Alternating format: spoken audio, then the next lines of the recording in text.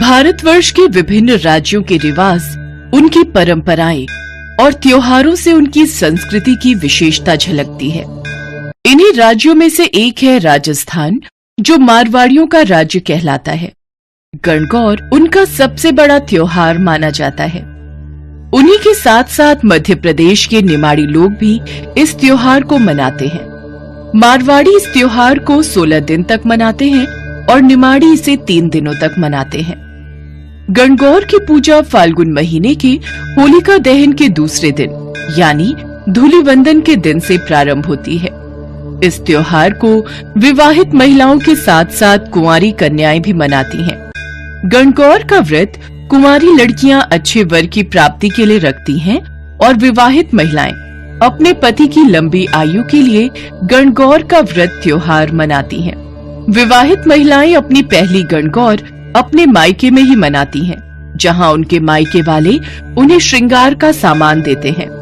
कई सारे पकवान परोसकर उनकी खातिरदारी की जाती है। इस त्योहार के आखिरी दिन पूजा और उद्यापन करके गणगौर को विसर्जित किया जाता है। गणगौर को मनाने के पीछे एक कथा भी प्रचलित है। एक बार भगवान शंकर और माता पार्वती भ्रमण के लिए निकले। उनके साथ नारद मुनि भी थे। भ्रमण करते करते वे चैत्र मास की शुक्ल तृतीया को एक गांव में पहुंचे। उनके आगमन की खबर सुनकर धनी वर्ग की स्त्रियां उनके लिए स्वादिष्ट भोग बनाने के कार्य में लग गई। तब सारी निर्धन घर की स्त्रियां हल्दी कुमकुम का तिलक लेकर उनका पूजन करने तुरंत उनके पास पहुंच गई। महिलाओं का भक्ति भाव देख माँ पार्वती ने सारा सुहाग रस उन पर छिड़क दिया। कुछ समय बाद धनी वर्ग की महिलाएं सोने चांदी की थालियों में कई प्रकार के पकवान लेकर वहां पहुंची तो भगवान शंकर ने पार्वती जी से पूछा, देवी, आपने सारा सुहाग रस तो समाप्त कर दिया, अब आप इन्हें क्या दोगी?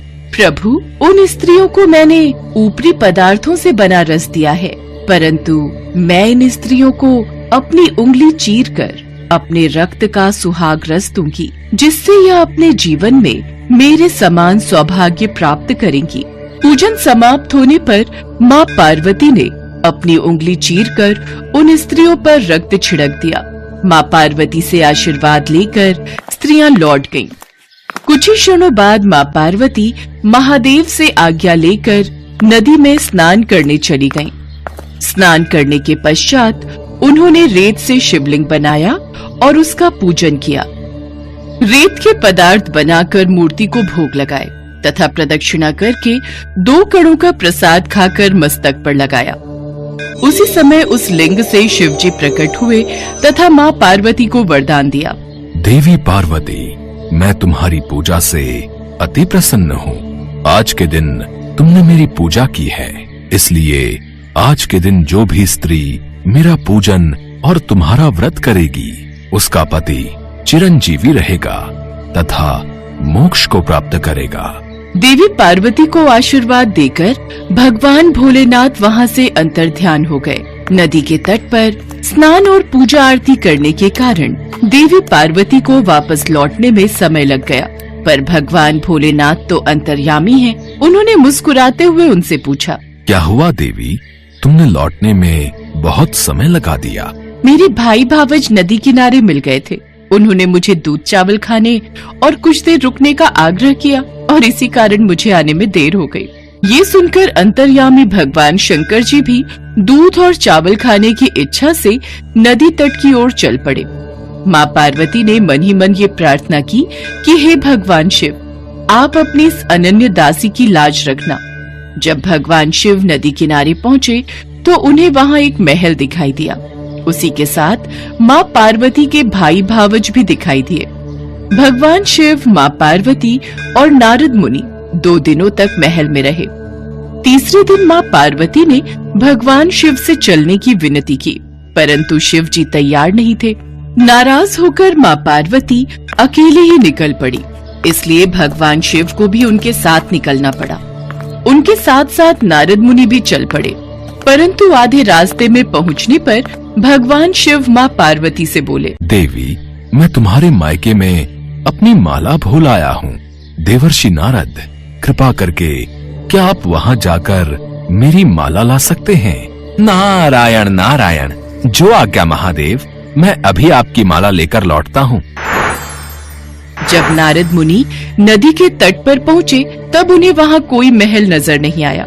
वहाँ दूर दूर तक सिर्फ जंगल ही जंगल था। नारद मुनि को शिवजी की माला एक पेड़ पर टंगी मिली। उन्होंने वह माला उतारी और भगवान शंकर को जाकर सारी बात बता दी।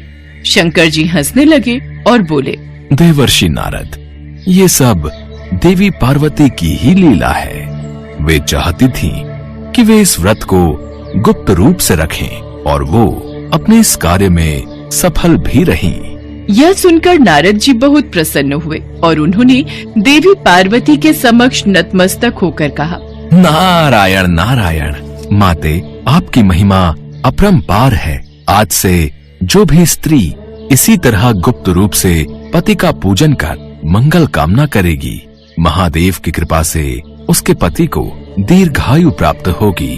इसके पश्चात भगवान भोलेनाथ, माता पार्वती और नारद मुनि धरती लोक से प्रस्थान कर गए। उसी दिन से गणगौर पूजा की शुरुआत हुई।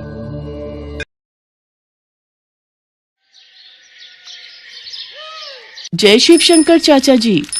जय शिव शंकर कुमकुम बिटिया। जय शिव शंकर मौसी। जय शिव शंकर कुमकुम बिटिया, अपनी साइकिल दौड़ाती हुई कहाँ जा रही है? मौसी, शिव मंदिर जा रही हूँ। आज सोमवार है ना, तो भगवान भोलेनाथ का दूध से अभिषेक करूंगी और खीर का प्रसाद भी बनवाना है। मंदिर में दूध और चावल दे आई थी। पंडित जी राह देख रहे होंगे, खीर बनाने में उनकी मदद करूंगी। जीती रह बेटी, सचमुच कितनी प्यारी बच्ची है। भगवान शिव की कितनी पूजा करती है। इसके लिए अच्छा सा लड़का मिल जाए और इसकी शादी हो जाए तो इसके माता पिता की चिंता दूर हो जाएगी। कुमकुम एक पढ़ी लिखी संस्कारी लड़की थी। वो बचपन से ही भगवान शिव की बहुत पूजा करती थी। कुमकुम को ये संस्कार अपने माता पिता से ही मिले थे। ये लो माँ, ये लो बापू, खीर का प्रसाद। अच्छा, मैं राधा के घर जा रही हूँ। सुबह से उसने कितनी बार बुलावा भेज दिया। सुनो जी, कल कुमकुम की सहेली राधा की शादी में भी जाना है। कुमकुम अपनी सहेली के घर चली जाती है, पर उसके पिता का चेहरा उदास हो जाता है और वो फूट फूट कर रोने लगते हैं। सुनो जी, अगर आप ऐसे रो दोगे तो मुझे भी रोना आएगा। क्या आपको भगवान शिव पर भरोसा नहीं है? वो हमारी कुमकुम को कुछ नहीं होने देंगे। उन पर भरोसा रखो। कुमकुम का जन्म भगवान शिव के आशीर्वाद से ही हुआ था। फिर भला वो उसे कुछ कैसे होने देंगे? हम सब तो ईश्वर की संतान हैं। हमारी कुमकुम तो भगवान शिव की बेटी है। वो उनकी इतनी पूजा पाठ करती है तो वो उसे उसका फल अवश्य देंगे। हमने बचपन से ही भगवान शिव के प्रति कुमकुम की आस्था को जगाए रखा है। हमारी बेटी अल्पायु नहीं, दीर्घायु है। पर सोमलता, पंडित जी के कहे अनुसार हमारी पुत्री की कुंडली में भारी संकट है, जिससे उसकी... बस और कुछ मत बोलो। मुझे भगवान शिव पर पूरा विश्वास है कि वो हमारी कुमकुम को प्रत्येक संकट से बचाएंगे। 20 वर्ष की आयु में कुमकुम के जीवन पर एक भारी संकट की आशंका थी। कुमकुम की कुंडली में भी कुछ ऐसा ही लिखा था, जिस कारण उसके माता पिता सदैव चिंता में रहते थे। सब लोग राधा की शादी में पहुंचते हैं। मौसी जी, अब तो मेरी भी शादी हो रही है। आप कुमकुम के लिए भी एक अच्छा लड़का ढूंढकर इसे ब्याह दो। नहीं, मुझे शादी नहीं करनी। मैं अपने माँ बापू को छोड़कर कहीं नहीं जाऊंगी। बेटियां तो पराई होती है कुमकुम, उन्हें अपने माता पिता का घर छोड़कर अपने ससुराल अपने राजकुमार के साथ जाना ही होता है। ठीक है, मेरे लिए कोई राजकुमार आएगा तो मैं चली जाऊंगी, ठीक? इस बात पर वहाँ खड़े सब लोग हंस देते हैं और कुमकुम भी खूब हंसती है। कुमकुम की माँ अपनी बेटी के चेहरे पर शादी के लिए खुशी देख रही थी, पर कहीं न कहीं वही डर फिर से था। राधा की शादी हो जाती है। कुछ दिनों बाद गांव की एक बस अमरनाथ यात्रा पर जा रही थी। कुमकुम के माता पिता ने उसके चाचा चाची के साथ अमरनाथ यात्रा पर जाने की आज्ञा दे दी। 2 दिन बाद कुमकुम का जन्मदिन था। इसी चिंता में उसके माता पिता भगवान भोलेनाथ का ध्यान कर रहे थे। उधर कुमकुम अपने चाचा चाची के साथ अमरनाथ की यात्रा के लिए चढ़ाई आरंभ करती है। कुमकुम, थोड़ा पहाड़ से किनारे से हटकर चलो। ठीक है चाचा। चाची जी, आपको ठंड तो नहीं लग रही? मेरे पास एक गर्म स्वेटर और है, दूं? हाँ दे ही दे, और कहीं चाय मिल जाए तो थोड़ी देर बैठकर चाय पी लेते हैं। ठीक है, तुम दोनों यहाँ बैठो, मैं सामने कैंप से चाय लाता हूँ। कुमकुम के चाचा चाय लेने के लिए चले जाते हैं। कुछ देर बाद वो आगे की यात्रा तय करते हैं। रात हो रही थी। कुमकुम के चाचा चाची और कुमकुम एक कैंप में रात गुजारने के लिए रुक गए। कुमकुम, जन्मदिन की ढेर सारी मुबारक। आज तुम्हारा जन्मदिन है और तुम पूरे 20 बरस की हो गई हो। जीती रहो बेटी, भगवान शिव तुम्हें लंबी आयु प्रदान करें। शुक्रिया चाचा जी, शुक्रिया चाची जी। चाचा जी, मैं थोड़ी देर आसपास घूम लूं? ठीक है बेटी, पर ज्यादा पहाड़ के किनारे पर मत जाना। कुमकुम आसपास का वातावरण देखने लगती है। अमरनाथ पर बसे पहाड़ बहुत सुंदर लग रहे थे। बर्फानी गुफा बस कुछ ही दूरी पर थी। कुमकुम ओम नमः शिवाय का जाप कर रही थी। हे शिव शंकर, आज आपके आशीर्वाद से मैं आपके परम धाम अमरनाथ की यात्रा कर रही हूँ। आज मेरे जन्मदिन पर मुझे आशीर्वाद दो भगवान। अगली सुबह कुमकुम और उसके चाचा चाची आगे का रास्ता तय करते हैं। ऊंचे ऊंचे पहाड़, नदियां देखकर कुमकुम का मन बहुत खुश हो रहा था।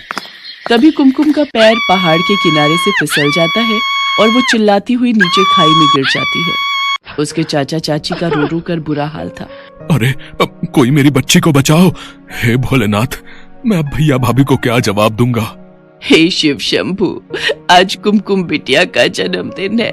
भैया भाभी को जिस बात का डर था, अगर वो बात सत्य हो गई तो आप पर कौन विश्वास करेगा भगवान। कुमकुम तो आपकी बहुत पूजा करती है, आप पर बहुत विश्वास करती है। उसने अभी इस दुनिया में देखा ही क्या है। भगवान उसे बचा लो, उसे कुछ नहीं होना चाहिए। भैया, इतनी खाई में गिरकर बचना मुश्किल है। अब तो भोलेनाथ ही कोई चमत्कार कर सकते हैं। सुरक्षा कर्मियों की टीम ढूंढ रही है, पर अभी तक लड़की का कुछ पता नहीं है। पुलिस भी आ गई है, लड़की को तलाश कर रही है। सब लोग कुमकुम को तलाश रहे थे, पर वो कहीं भी दिखाई नहीं दे रही थी। उधर कैलाश पर्वत पर माँ पार्वती भगवान शिव से बोली, प्रभु, कुमकुम आपकी बहुत भक्ति करती है, उसे जीवन दान दीजिए, उसकी रक्षा कीजिए। अपनी समाधि से उठिए, अपने नेत्र खोलिए प्रभु। आपकी पुत्री कुमकुम इस समय विपदा में है। वो आपके दर्शनों के लिए अमरनाथ यात्रा पर आई है, इसलिए उसके विश्वास को टूटने मत दीजिए। उठिए प्रभु, उठिए। देवी पार्वती के पुकारने पर भगवान शिव अपने नेत्र खोलते हैं। देवी पार्वती, आप तो जानती हैं, जो भी भक्त सच्चे हृदय से मेरी पूजा और भक्ति करते हैं, मैं उनके जीवन के सारे संकट दूर कर देता हूँ। जो भी भक्त मेरी शरण में आता है, उसे मैं कोई कष्ट नहीं होने देता। कुमकुम ने सदैव मेरी पूजा और भक्ति की है। मैं उसके जीवन पर आया संकट दूर करके आज उसे दीर्घायु प्रदान करता हूँ। कुछ देर बाद कुमकुम झाड़ियों के बीच बेहोश पड़ी दिखाई देती है। उसे जरा सी भी खरोंच नहीं आई थी। ये देखकर सब लोग हैरान रह जाते हैं। कुछ देर बाद कुमकुम को होश आता है। सब लोग इसे भगवान शिव का चमत्कार मानते हैं और ओम नमः शिवाय का गुणगान करते हैं। कुमकुम अपने चाचा चाची के साथ बाबा बर्फानी के दर्शन करती है और उनसे आशीर्वाद प्राप्त करके खुशी खुशी घर लौटती है।